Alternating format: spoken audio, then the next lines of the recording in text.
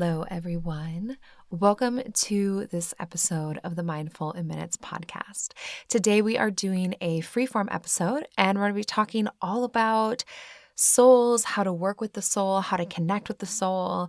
Soul work is something that I personally feel really strongly and passionately about, all the way back when I started teaching yoga and eventually grew into meditation. And even before that, I was so interested in this idea of the soul and like the depth within and how to connect and live from this space. It's actually part of the reason why I started a yoga practice, was to connect with something deeper. And it is a big piece of my meditation practice and staying connected to that soul space, because I believe that living from this space can transform your life. So here's what I'm kind of thinking for the rundown is we're going to start with the what of souls and soul work, and then we'll talk about maybe why incorporating some of this work or connection can change you, why you may want to consider doing it or doing more of it.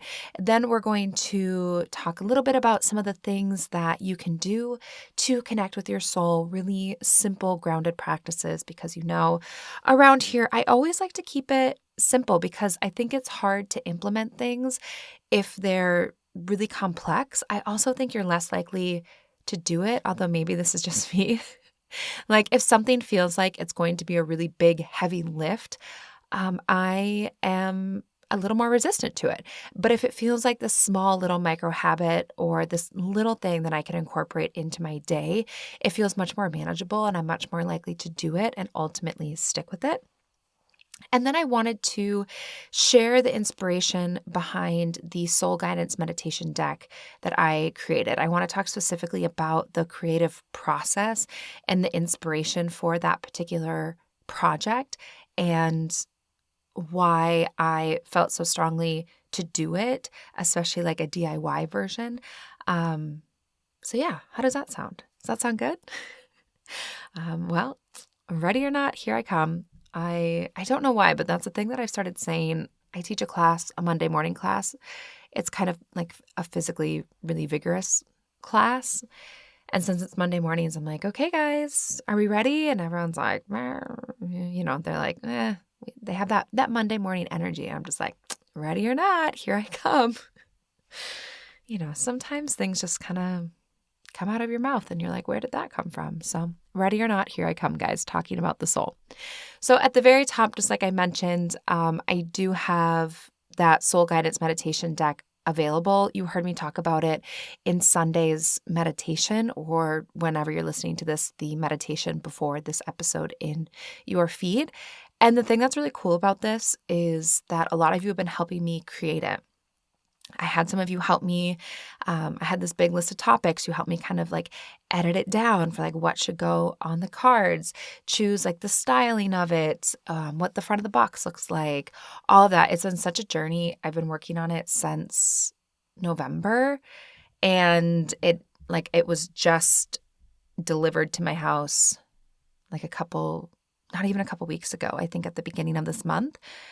And then I have had to talk about a journey. It has been a journey for me to figure out how to just this whole process, which I'll talk about at the end of the episode, but something that like I've personally really been, I don't know if I would say, yeah, I've been enjoying it. Actually, now that I think mostly enjoying, sometimes wanting to like rip my hair out and being like, this is the reason I have meditation in my life.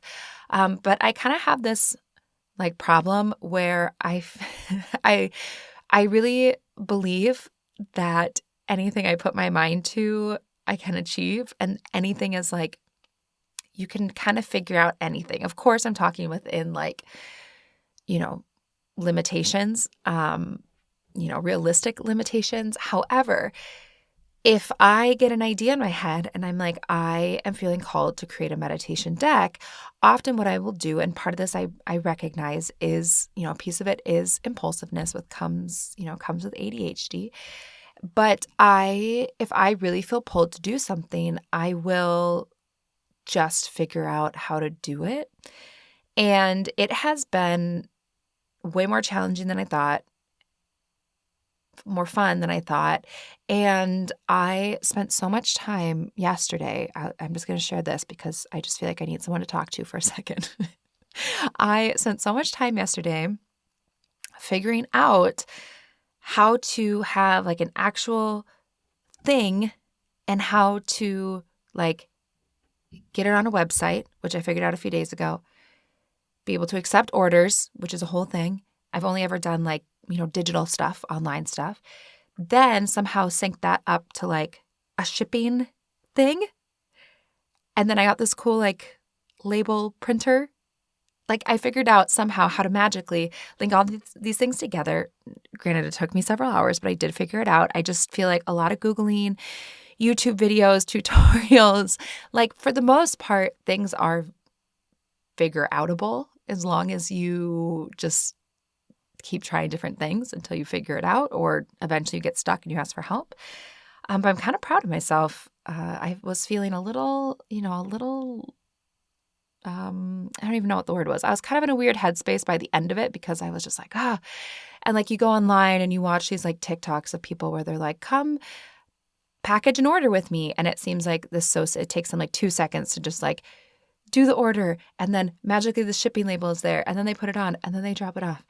And I thought, oh, that looks so easy. And it does look easy when they do it. However, I'm here to tell you, maybe this is just me, but actually setting it up and getting all of the little pieces, the different websites to talk to each other and then to talk to the printer and then all of that, it was really challenging, but I actually really enjoyed it because I felt like it was good for me and good for my brain to like think outside of the box for a little bit and basically like learn a new skill. So anyways, thank you guys for listening to that. That's what I did yesterday. And I was just like, oh my gosh, it just feels good sometimes to like learn a new skill and to do something that's challenging, even if you don't go into it thinking it's going to be challenging. At least I think so. All right. Circling it back, bringing it back, Kelly. So I want to talk about kind of the what of souls and souls work, right? So this is like, where did the idea of souls come from?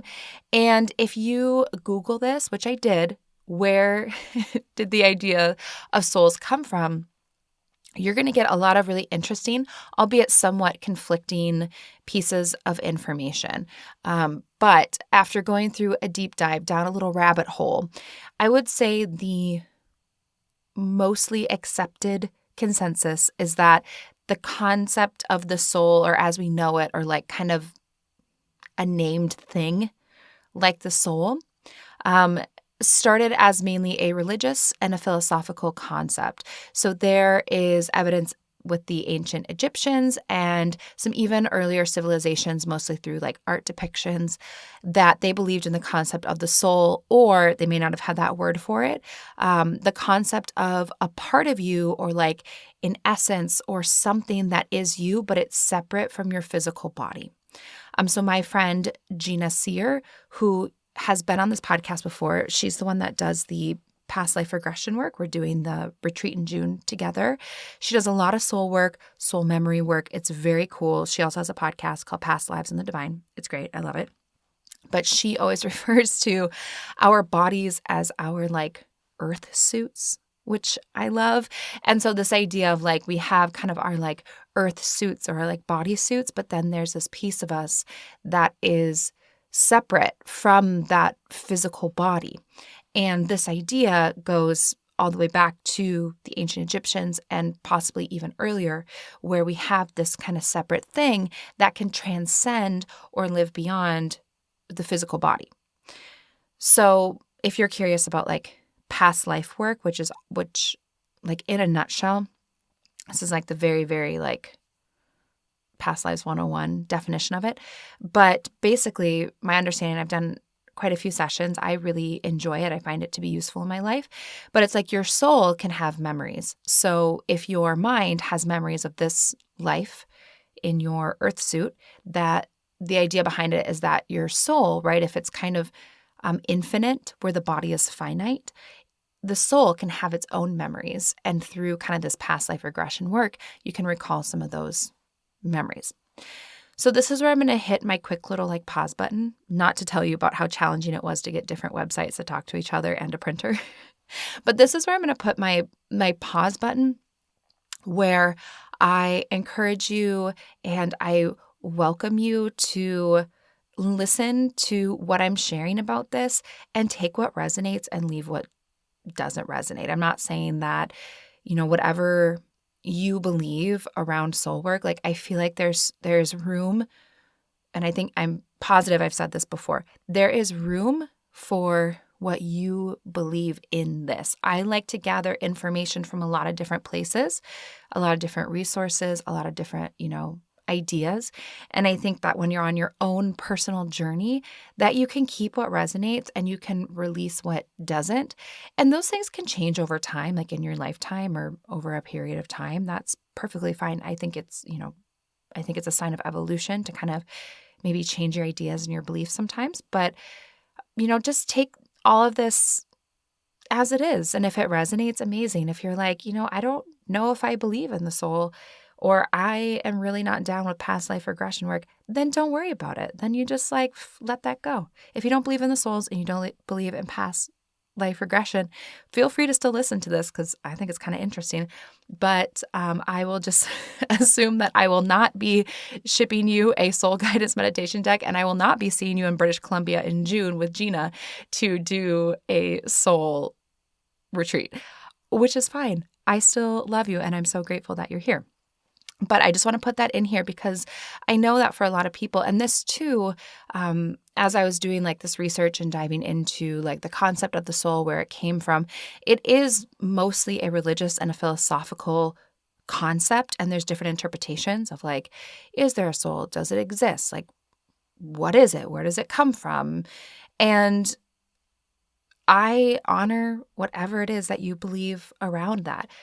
I personally feel like the soul is just the way I wrote some notes down, but the way that I think of it is if our body is the light bulb, the soul is the electricity that lights it up. I think it's our essence, our purest. I sometimes will call this the true self, or the wisest self, the soul space. I kind of use all of these interchangeably. But the information that I've gathered for my own personal beliefs does come from research, but a lot of it comes from my own personal lived experience and my own meditation practice, my own soul work. And so the conclusions that I've come to may be different than the conclusions that you've come to. And I think that's perfectly fine. There is space here for differing beliefs. There always is. And I honor and support you. So yeah. All right. Let's see here. Where did I leave off in my bullet points? Because you guys know if I don't have some bullet points, this train is going to go off the tracks. Oh yeah. I left off at earth suits. So we are this idea of having, like I said, a finite body or earth suit, and then having a piece of us that is infinite, that can supersede life and death and the physical body. That is this idea of the soul. And we see it across a lot of different religious and philosophical beliefs, different interpretations of it. But when you really boil it down just to bare bones, basic, it's this idea that there is something in us. There's a depth within us, a thing that is separate from our physical bodies. And that thing, if it's the soul, if it's whatever you want to call it, that is kind of what brings life to the earth suit, to the body. Like I said, if the body is the light bulb, the soul is the electricity that lights it up and makes it work. Now, Plato was the one who popularized soul theory. That's when we really get this word, soul theory. And it's really the concept, just what I described, of there being a part of us that is light, divine, infinite, a spark. And this theory continues to evolve and be omnipresent today. But Plato is, one of the first people to really kind of give us a theory or an idea or anything like that. My personal belief is that there is or the way that I describe this sort of body versus soul is that there is sometimes the us that shows up and the world sees, but then there is a deeper, authentic essence within that is just kind of pure. It's like the authentic self. It is the highest self. It's our truest being. And I will use all of these words interchangeably for the soul, but I do think that these terms are all describing the same kind of thing, where like we can change our physical bodies, we can look a different way, we can act a different way. Like our physical bodies can be very adaptable, they can change, things can happen to them. Our souls, however, I think the soul that we are born with, like that is it. Like you have that soul and you really can't change it. Like you can connect to it, but I think of it as like this is like the deepest, like most pure form of like who we are. I also, my personal belief, again, so take it or leave it, I do think that I do think that like our souls are innately good and like they are kind of light beings, that they are like loving and light and good. But then of course, there's, so much. If you ever want to go down a rabbit hole, you guys, a deep dive, like looking at this idea of like, are we born good or are our souls good? But then, our minds or, the world around us kind of changes. It's really fascinating stuff, you guys. We're not going to get into it here. My personal belief is that the soul is good and it's light, it's pure, it's, it's deep. There is depth to it. It's complex. It's beautiful. And that sometimes we begin our lives usually connected to our souls, right? I look at Pork Chop and he is who he is. He is, a piece of work. He is amazing, fantastic, all the things. But like, if you ever spend time with little kids, they are really connected to like their truest, most authentic selves. But then as we live lives, we get bigger, we start to detach from our soul space.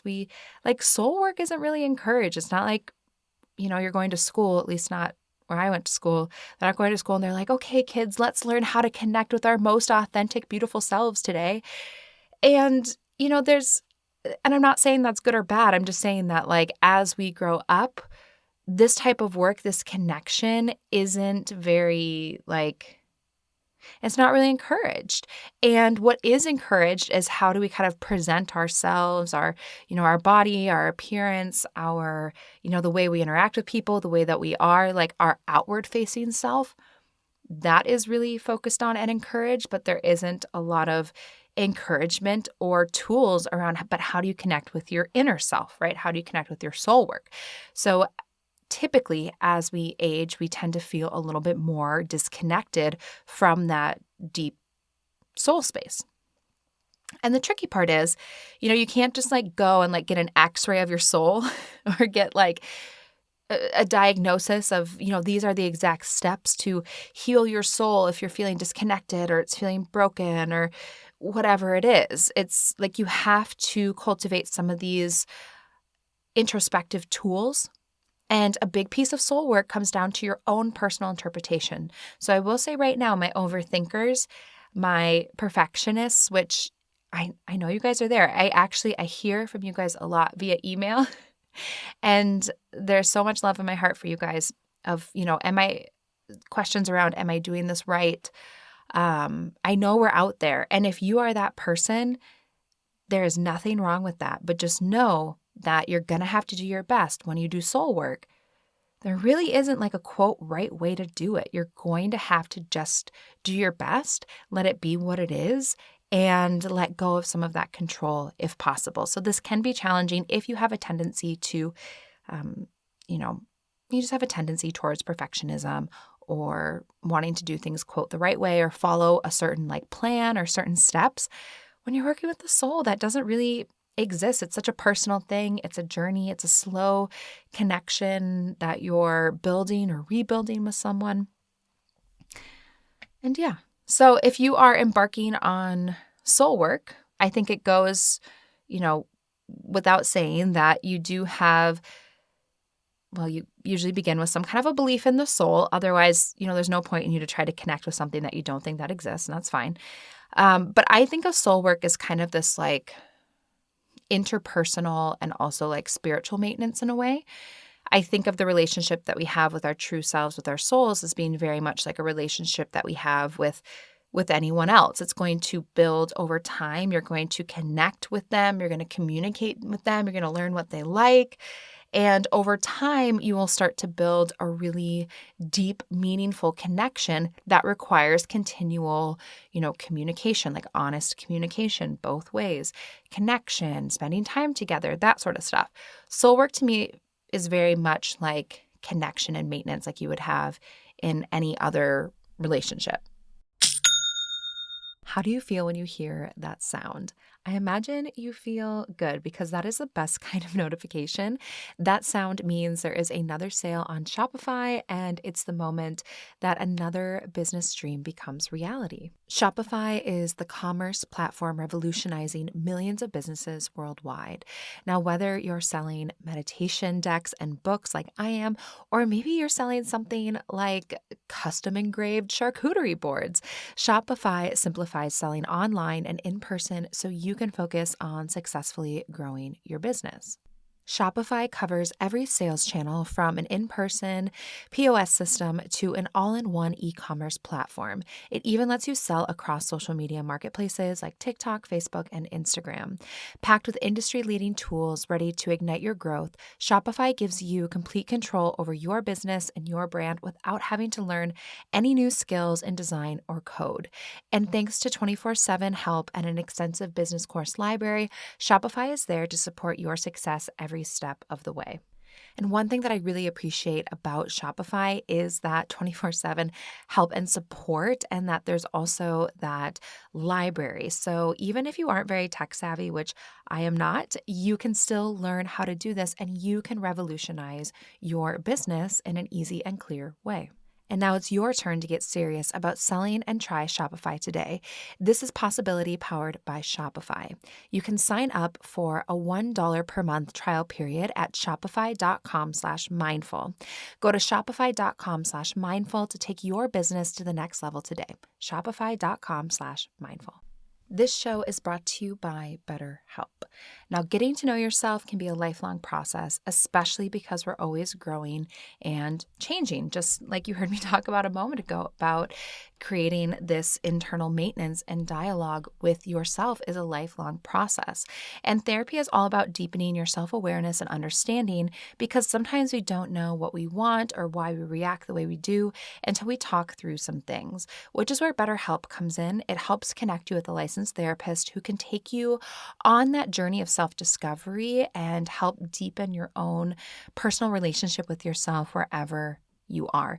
You guys know I am a big fan of therapy. I think it really helps. I really enjoy having an objective perspective so I can bounce ideas off of people, maybe have someone just give me a new view of a problem that I'm having.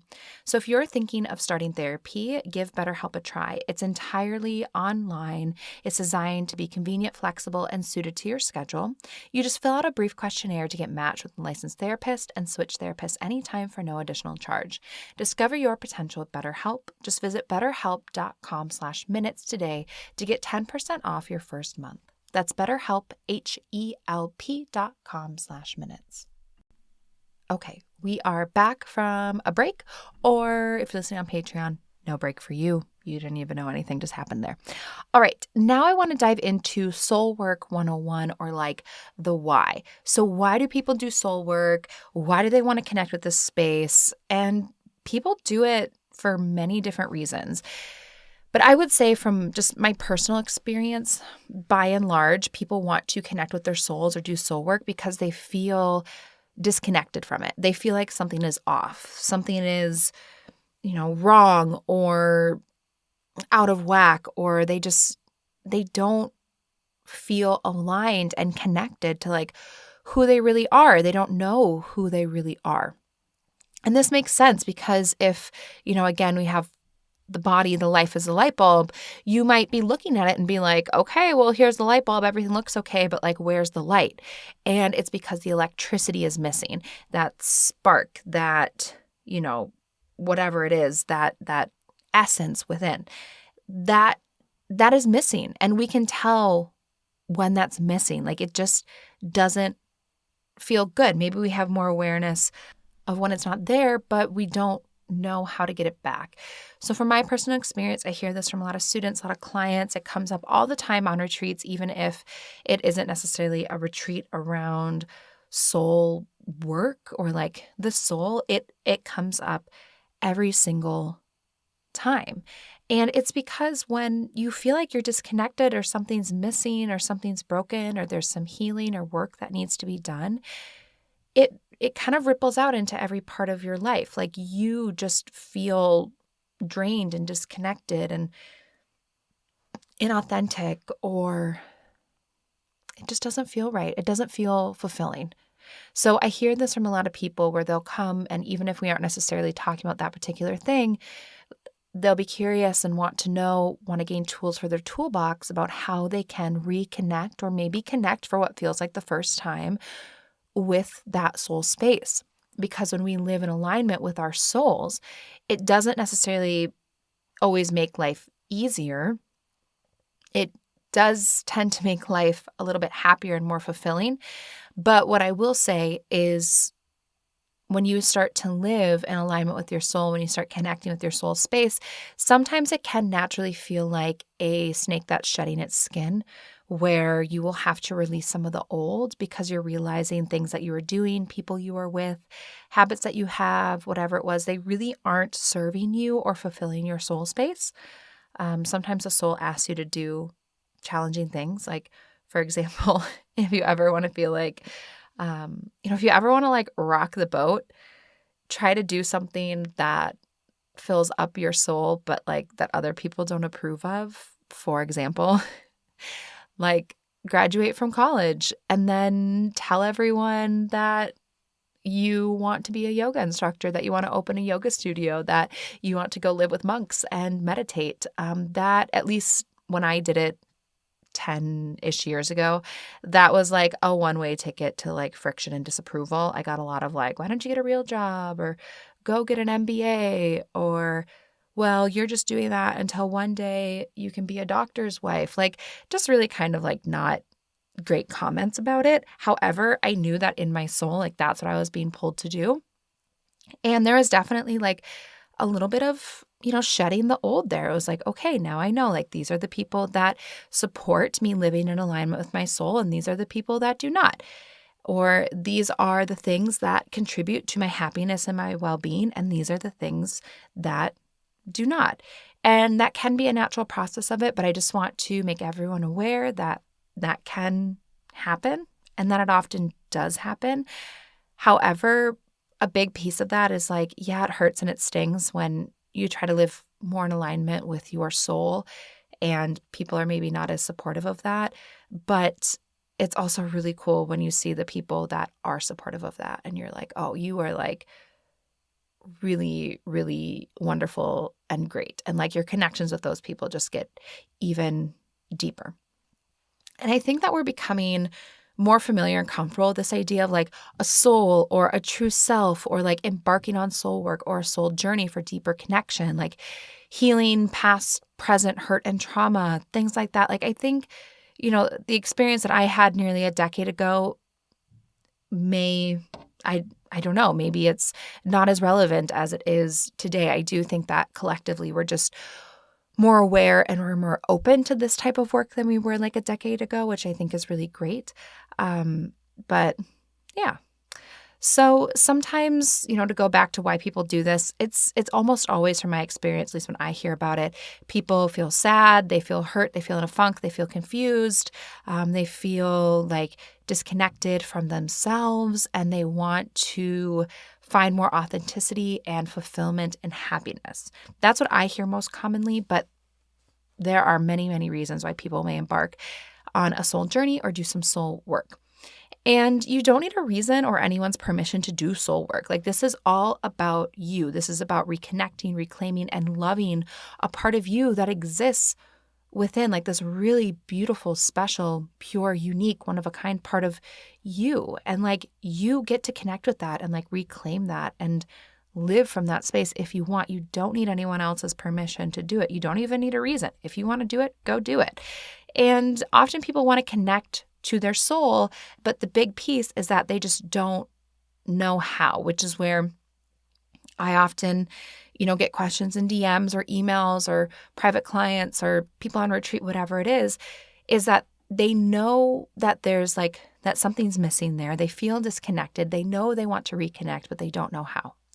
So let's talk about that. How do you connect with the soul? How do you start doing, again, simple little things to connect back to that soul space? So of course, the first one is going to be meditation. I'm going to circle back on this one because it's a big piece as to why I created the deck, was because meditation has been paramount in my ability to connect with myself, to live from my soul space. So we're going to circle back on that one, but that's the big.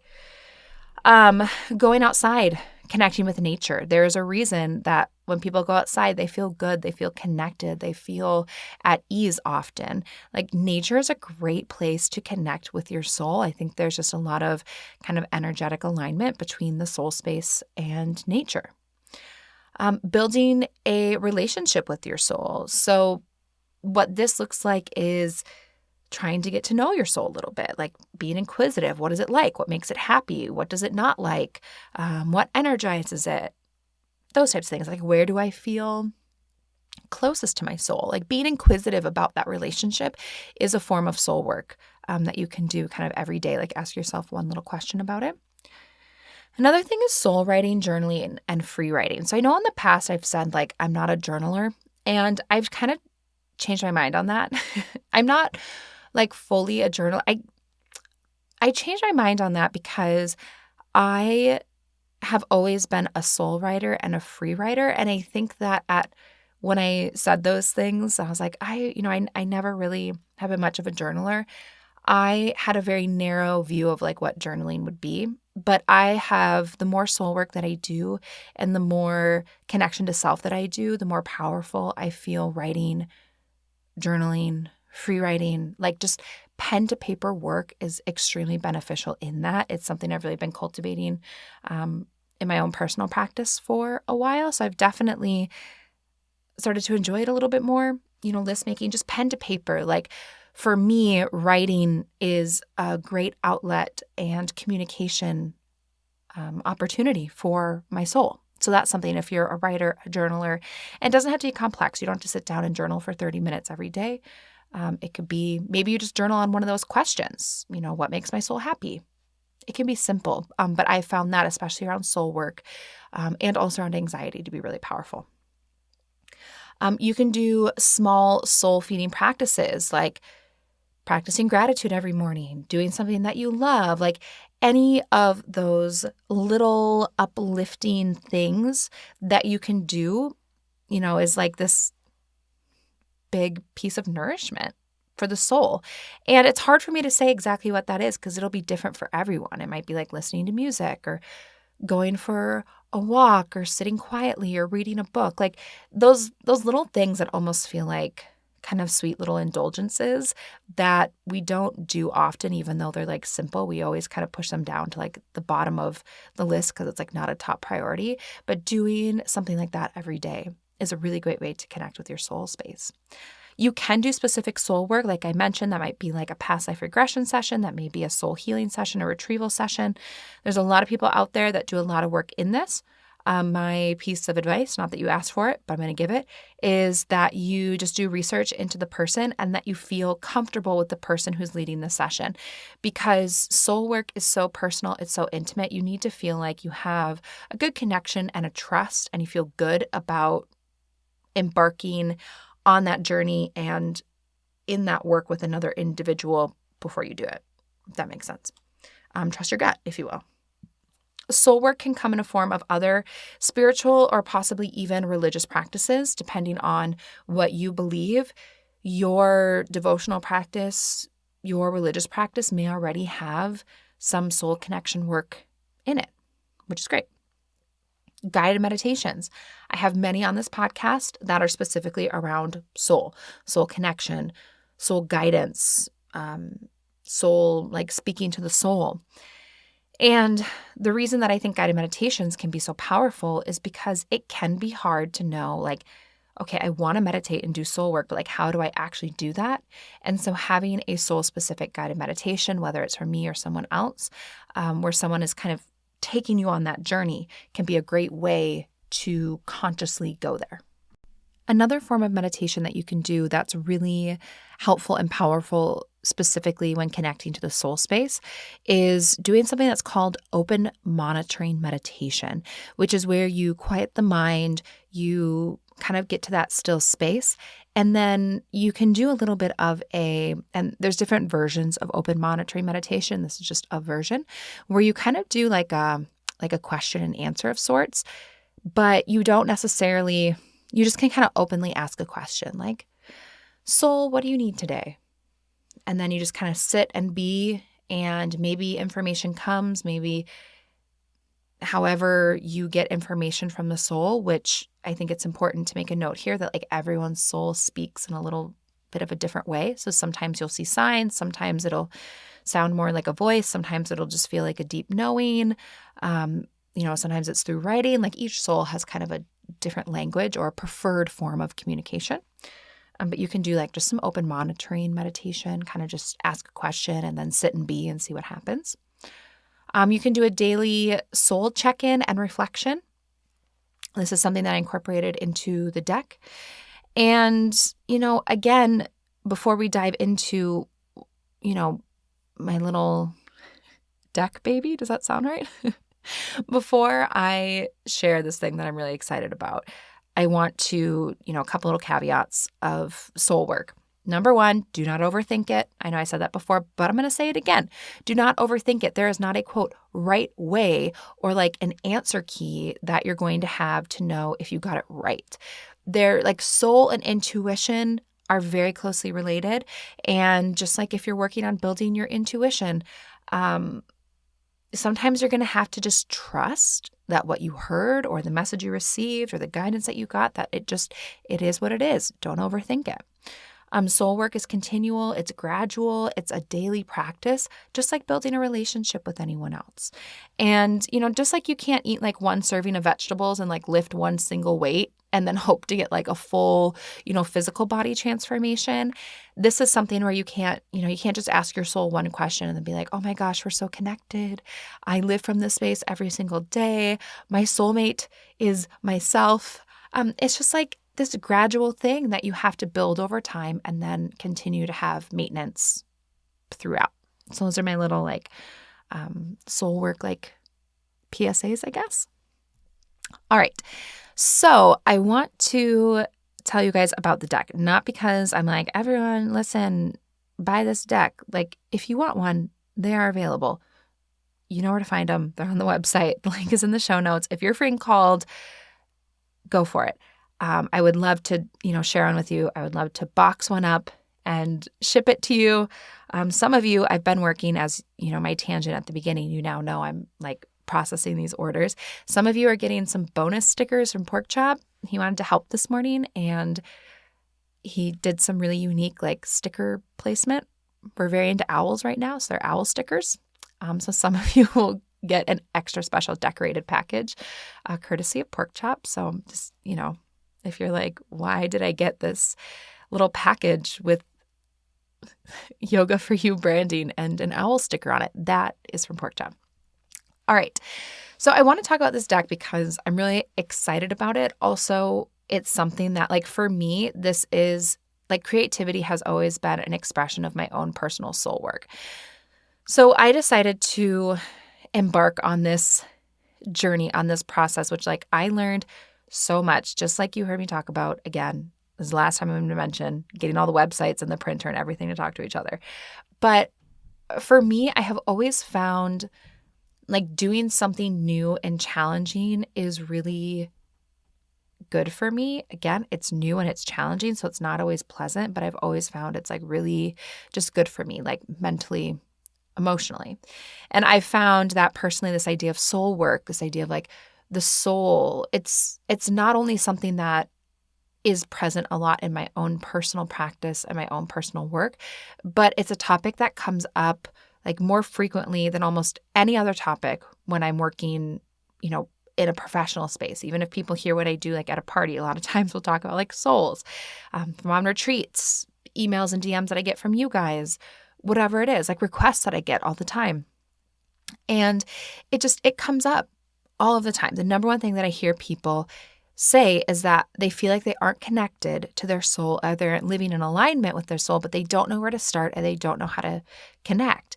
And I get it. It is easy to overthink or feel like you're misinterpreting signals, or to feel like there's just a lot of guesswork in connecting with the soul space. I really felt this way when I was trying to connect with my true self, which really started when I was sort of embarking on deepening my yoga practice even before I started teaching.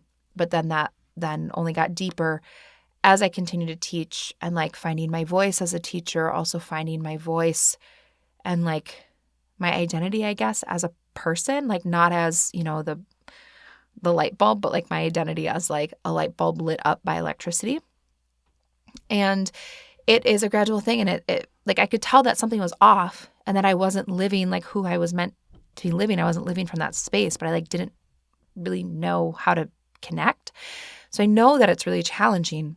And I hear that from a lot of you as well. So this is something that's been in the back of my mind for years. And one day during meditation, I was just sitting, I wasn't even meditating on soul stuff. I was just meditating. And I felt pulled to create a simple tool that took the guesswork out of connecting with the soul and to just make it easier. So like I said, I suffer from this thing of like, I don't know. I'm just like, well, if I want to do it, I'll just find a way to do it. And it may not be the, smoothest way to do it or the fastest way to do it, but I will find a way to do it if I'm feeling called to do something. So I felt called to create this tool, this soul connection tool. Didn't know what it was yet. And when I pursue something, I pursue it full steam ahead. And sometimes it works out well. Sometimes it is a flop. Sometimes it's like, I don't know, just it is what it is. But like when I feel called to do something, I do it because it feels like there's this need that I have to fulfill through creation. If that makes sense? Maybe that sounds cheesy. I don't know. It's an honest answer, even if it's a cheesy answer. So I was like, okay, so I was feeling called to create this tool. And so I did what I always do, which is I sat and I meditated, and then I started to free write ideas and, different ways that I could kind of create this tool. Like, what does it look like? Is it a meditation series? Is it a certain retreat? Like what is this? And then I wrote down deck. And when I saw that, I was like, that's it. And it just kind of clicked in place. And I envisioned a meditation deck where you could just like take a few deep breaths, you could connect with your soul, and then you could just pull a card or two that helps to kind of translate, or I guess interpret what the soul is saying or craving or needing. So I imagined it kind of like if the soul was whispering to you, this deck would be like putting on the closed caption so that it would be easier to understand what it was saying, and that it could be a starting point and this small little kind of micro thing that you could do to start connecting with the soul. So I started with the art for the deck. I was like, okay. And I really envisioned like watercolors, like fluid, kind of this like, I don't know, like cloud-like quality. That's what I just imagined in my head that the soul is like. And so I reached out to a local artist, also a friend here in Minneapolis, who I already knew, and I loved her work. Her name is Bree Harrington. I will put her information in the show notes too.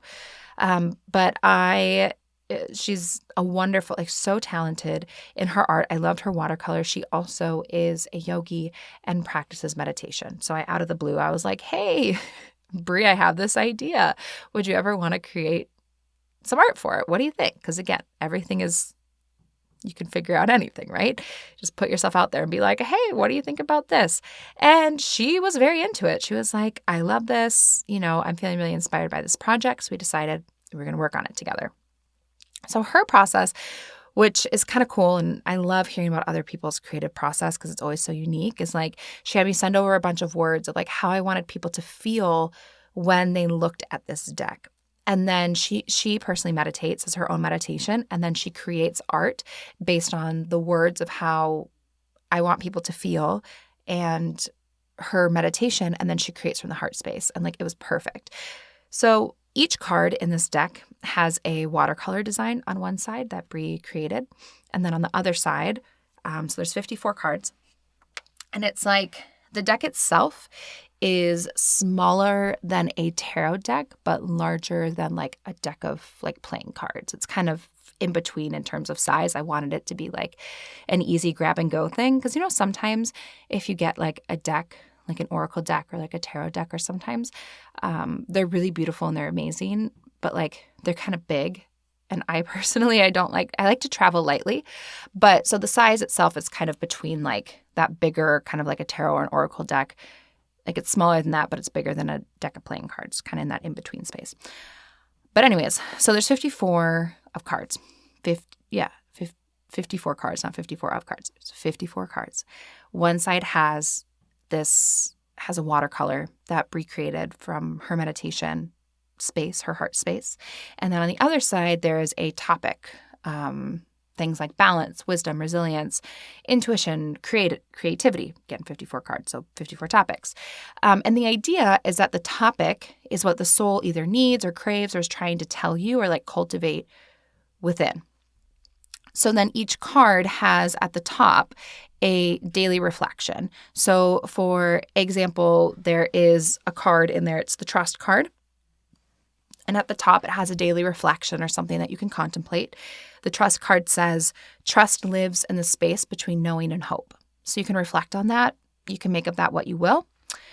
And then underneath that, there is guidance. So the trust card says, if you pulled this card, your soul is telling you that it's time to trust.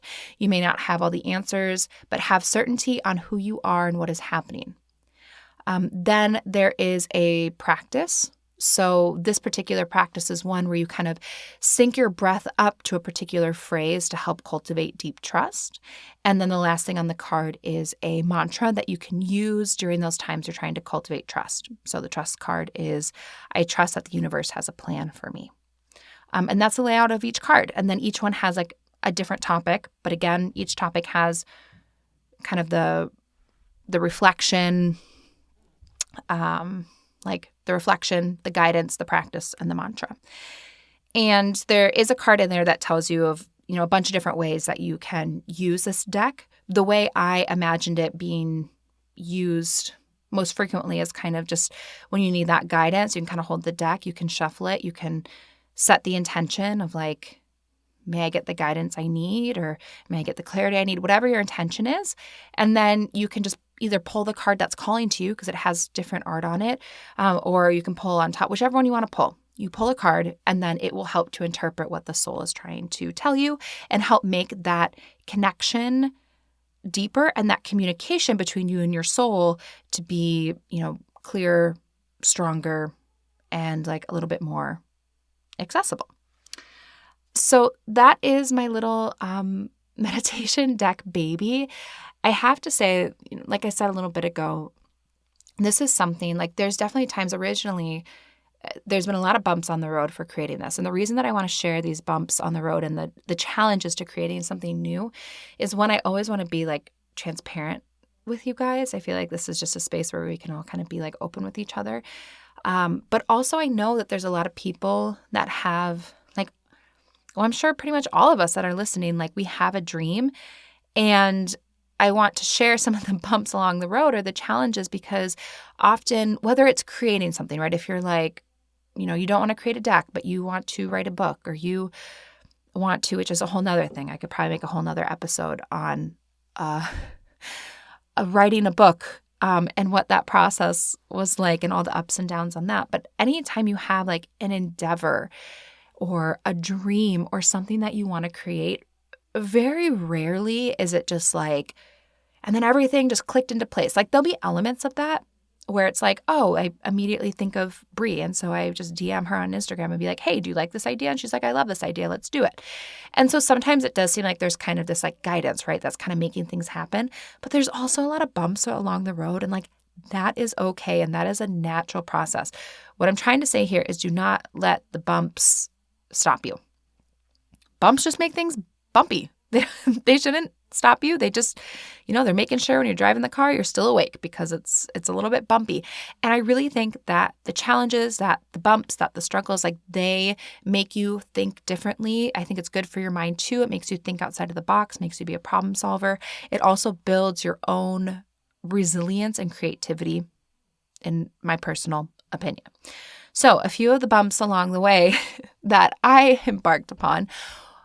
One, I have found that my own creative process, I found this with both the deck and the book, which I won't, talk too much about here, but it is like creativity is so hard to like turn on or off, right? It's like sometimes it's just like it's on. It's kind of like a stream. Like sometimes it's, the water's moving fast, sometimes it's moving slow.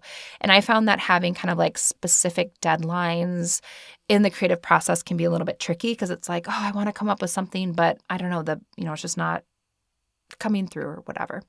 So that was like a small bump of just figuring out the creative process for something that's a little bit more specific than like leading a practice or writing a meditation like I do here every week. The logistics of figuring out how to create an actual product, of like finding someone, doing the artwork, but then how do you get like the artwork onto like a card, and then you do the other side, and then like the formatting, and then you have to find someone that can like print it and box it, and then they sent all of these different like paper samples, and they're like, well, how thick do you want the cards to be? Do you want them to be shiny? Do you want them to be matte? Like what kind of a box do you want? And I don't really know what I was thinking. I hadn't thought that far, but that kind of like broke my brain a little bit, where I was like, but at the same time, it was really cool because I was like, oh my gosh, like what kind of paper do I want? Like when people are holding this in their hands, what does it feel like? So that was kind of tricky. And then I ran into both a supply chain and a shipping snafu. So originally this deck I was supposed to have for you guys in January. Obviously, I didn't have it for you. It wasn't ready in January because I am sharing it now in April. And it was basically a supply chain issue. The printers ran into an issue. And then they took a break for Lunar New Year, which great. That's awesome. And but basically, the cards have been printed. The cards were ready in January, and then the box hadn't been printed yet. And then there was a break, and then there was a supply chain issue. And then finally, it was all ready, and then we ran into a shipping delay. And all of those things, which are like very much out of my control, like I had my piece. This isn't like to poo-poo like the printers or anything like that. It's just part of the process. Like my part of like creating the content was done in December. And it just didn't happen that way. It didn't happen the way that I imagined in terms of like the timing. And like, that's okay. And I had to think outside of the box. I had to move things around. I had to just change my expectations and be okay with it not going exactly the way I had initially planned. And it's all good. April is a great time to embark on soul work too, not just January. So there are all these different bumps, and then I've already told you, I said I wouldn't mention it again, here I'm mentioning it again. Then the logistics of like, then I have the deck, and then like, how do you get like professional photos taken of it? How do you get it on a website? How do you get all these things to like talk to each other? How do you, now my goal for today is I'm getting the international orders out, which is, just a few extra steps with customs and things like that. But it's been really challenging, but really fun to kind of not have things necessarily go as smoothly as I thought, because I feel like I'm learning a lot and I'm just gaining new skills. And like I said, I think it's good for my brain, like my mental, emotional health, to do something different.